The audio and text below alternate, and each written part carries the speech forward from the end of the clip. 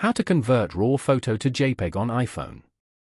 To get started, first of all go ahead and open up the Photos application on your phone. Find and tap on the photo you want to convert. Tap on the share icon in the bottom left corner. It will open up a section below that shows the share options. Scroll down and tap on Save to Files. Choose the folder where you want to save the image and tap Save. Now go back to home screen and open the Files app. Navigate to the folder where you've saved your image.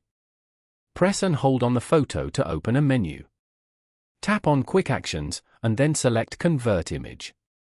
This would open the Convert option on the top. Choose JPEG as the desired format. Then select Original. You may also select the image size you prefer. After opening the newly created photo, you may click on the photo name to confirm the format of the image. Following these steps, you can easily convert RAW photos to JPEG on your iPhone.